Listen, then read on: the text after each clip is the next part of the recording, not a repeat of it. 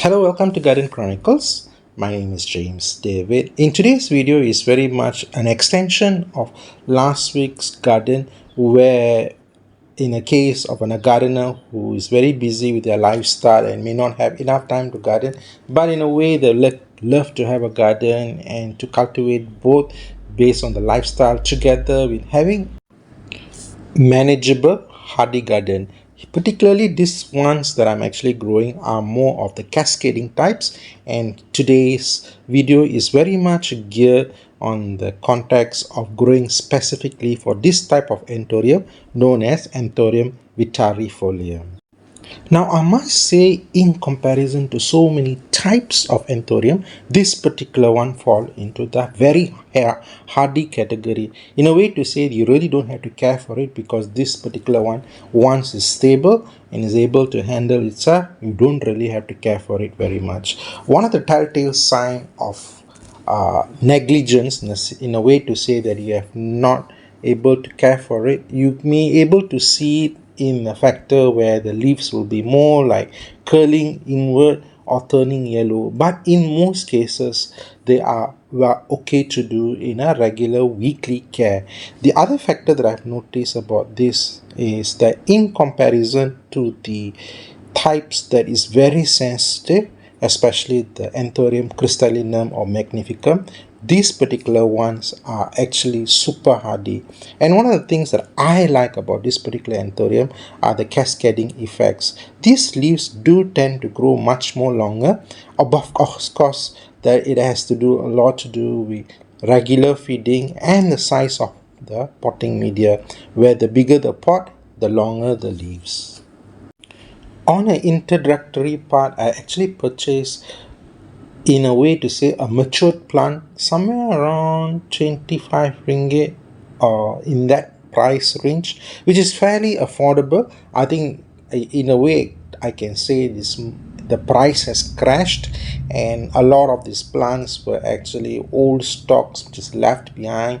In a way, actually this was an old stock left behind in a nursery, and I was looking at it and I asked the vendor, is it for sale and how much can you give to me? So one of the factors in that case is that because it is sort of like kept aside, in a way to say that they are past its prime, and so in that case I was managed to able to jump them back to this lush full kind of setup and setting. Now, one of the things that I want to mention to you when it comes to these types of Anthurium, there are a few things that you need to watch out for, and I want to bring that into this particular video. Now, if you notice over here, there is a lot of this drying part and a lot of the leaves which is actually spent.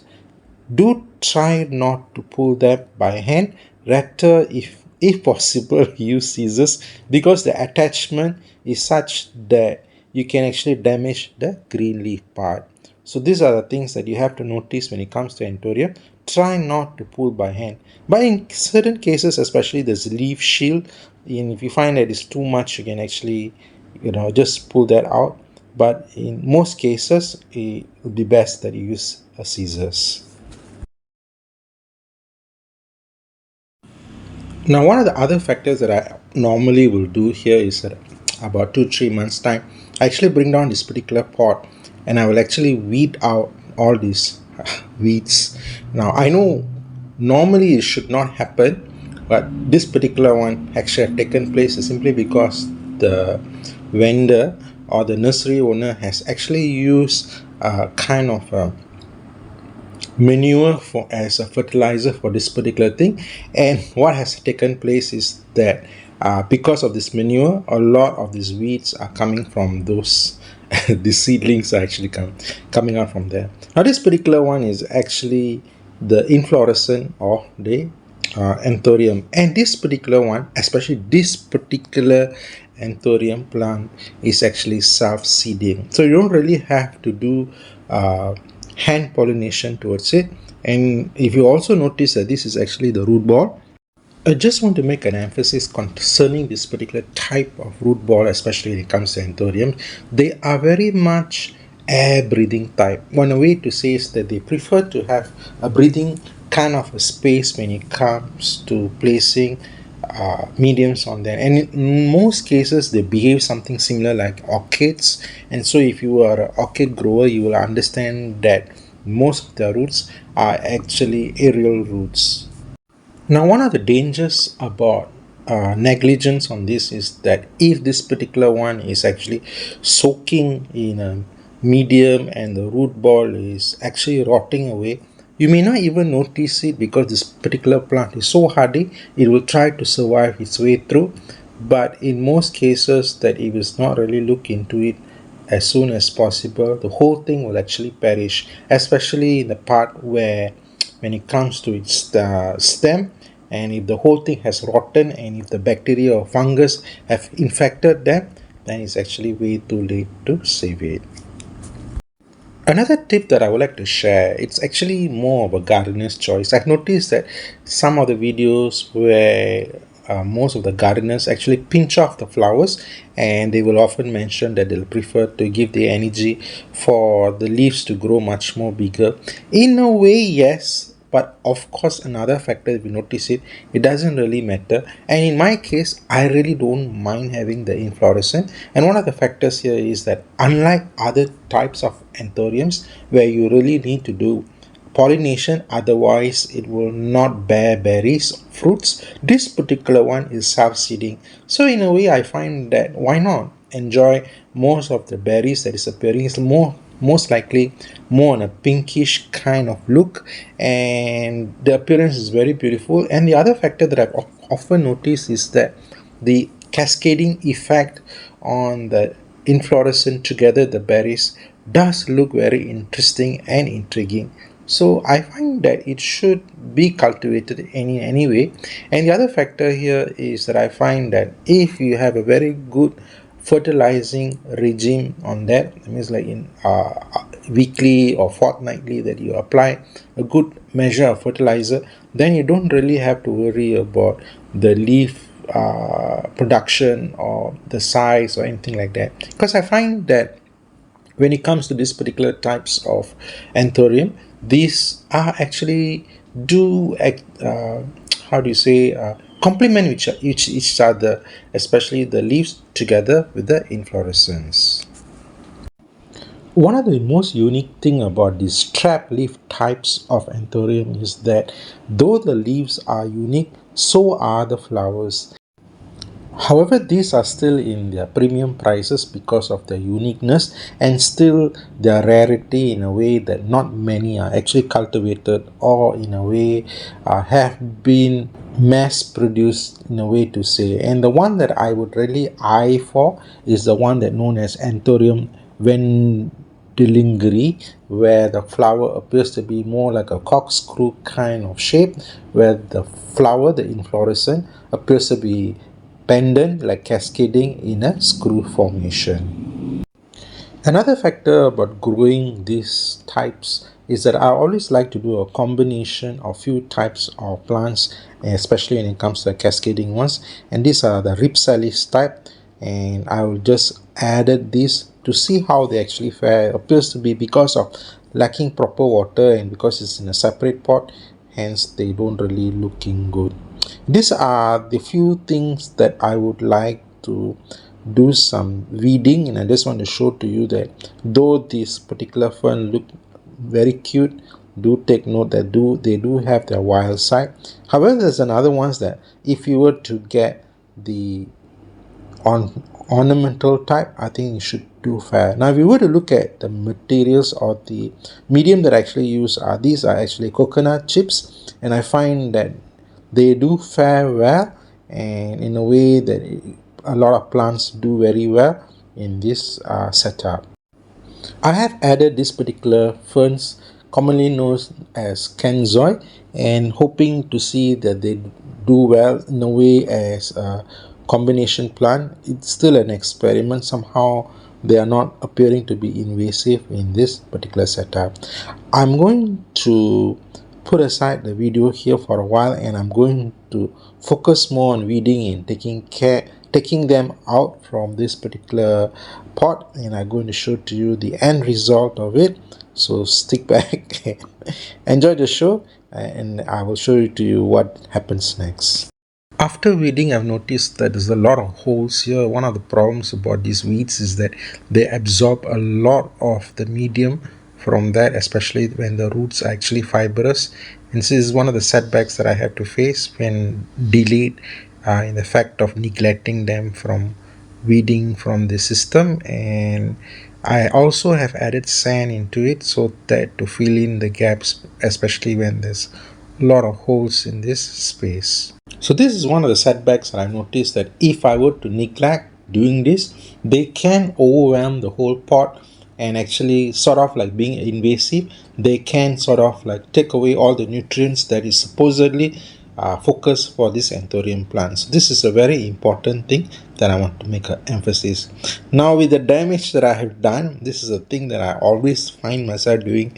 I have accidentally knocked off the flower and it's broken. Anyway, these are the things that I find myself being clumsy. So do take note that if you have something precious such as this particular flower, I'm going to trim this off later. But do take note that once you knocked it off, then it actually defeats the purpose of you keeping it there. You can actually trim it off. I believe this is one of the lessons when it comes to handling sensitive plants, to make sure that to be very careful about it, so that don't make mistake like what I have done, breaking the flowers, which in a way I can say that if this was left attended, it may have bore some fruits and I could have had a new generation on that.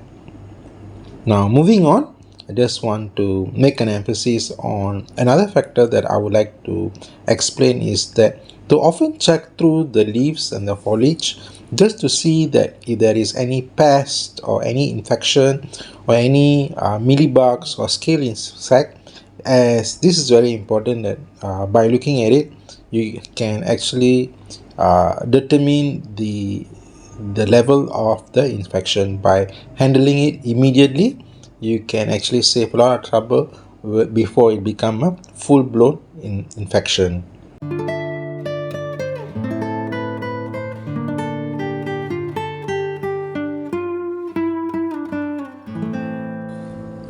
Now I want to make an emphasis here on the weeds that I've actually pulled out from the space here, and I just want to show to you on the identification of it.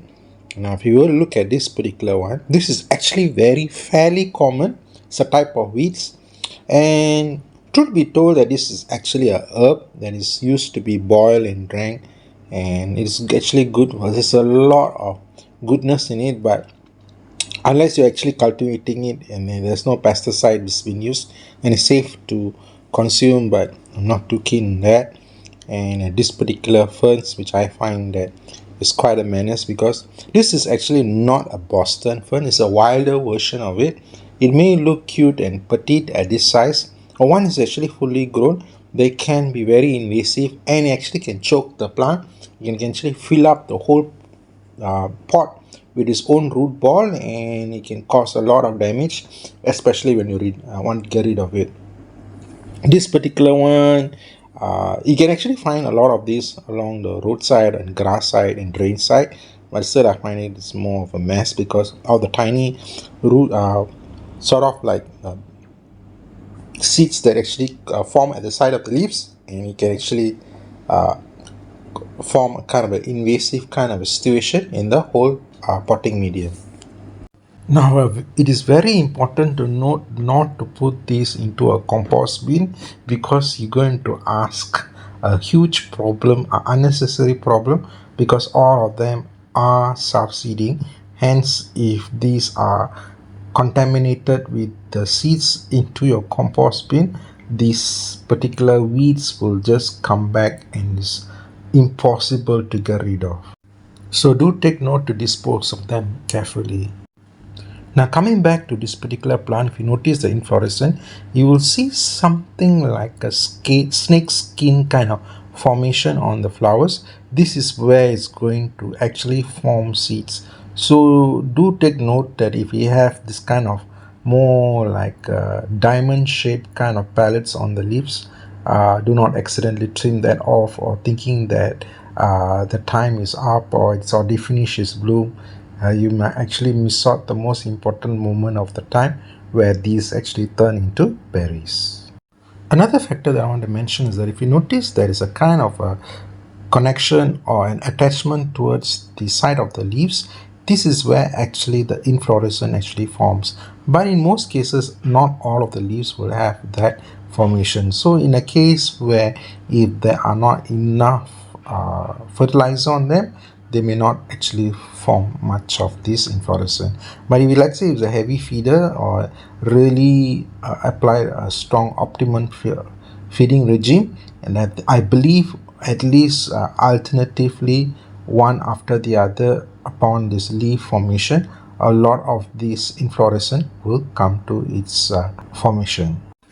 I have added this companion fern here, and I was thinking that it'll actually fill up the whole place, but it's sort of making its stability and growing fine.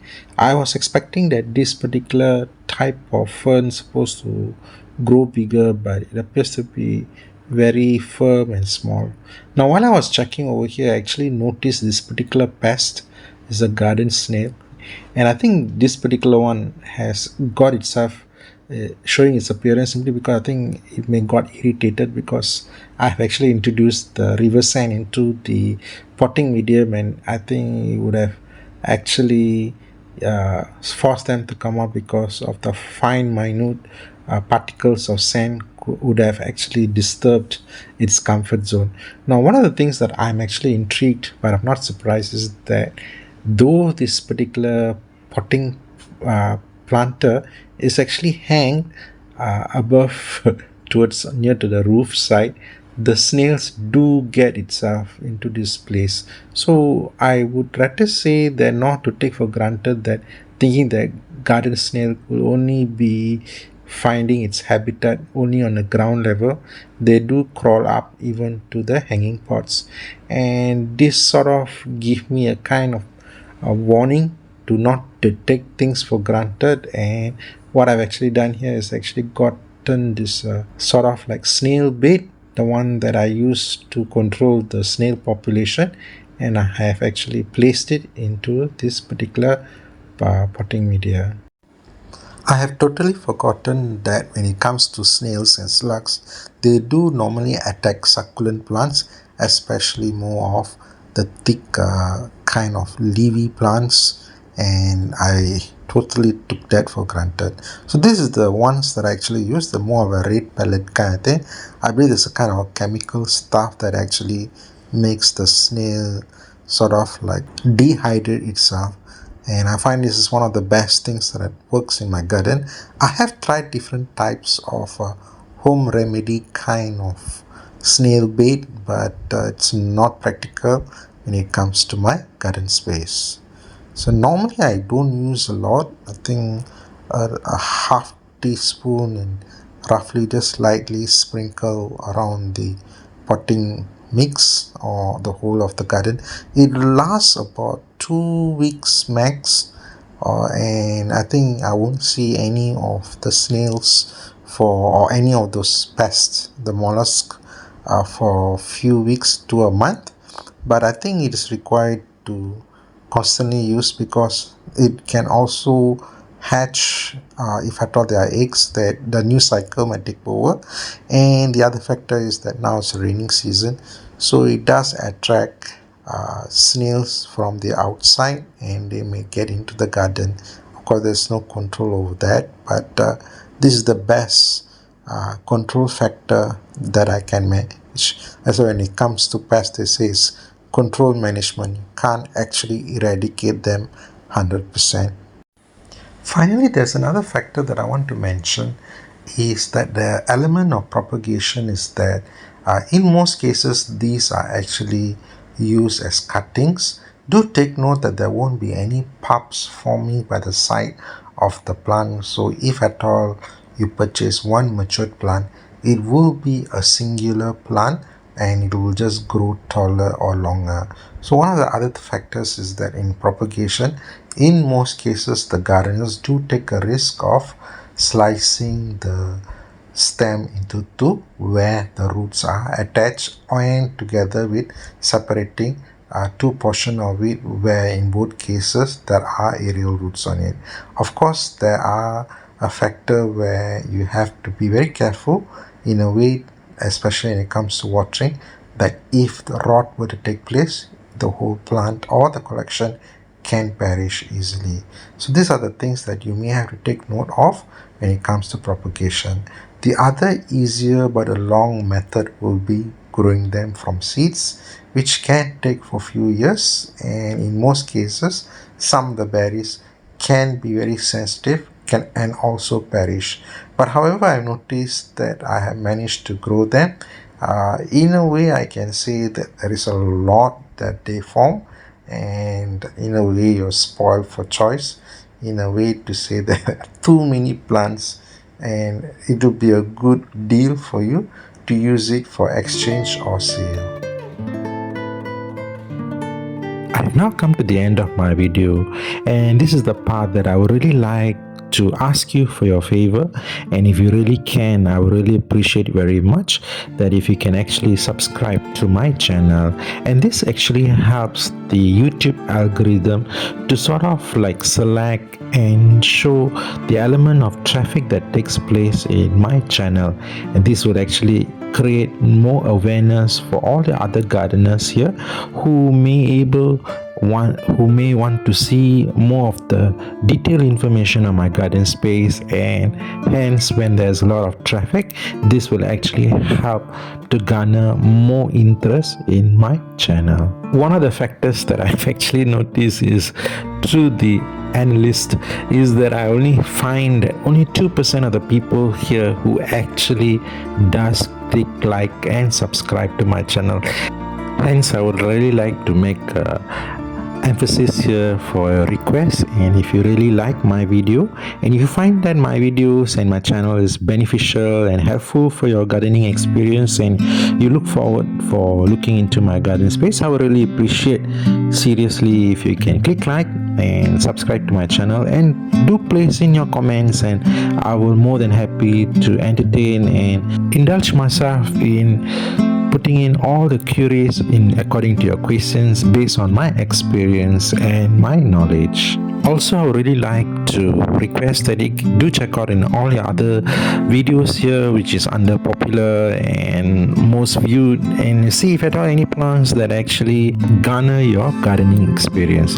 Thank you so much for your support, and see you again in my next video. Take care and have a nice day. Bye.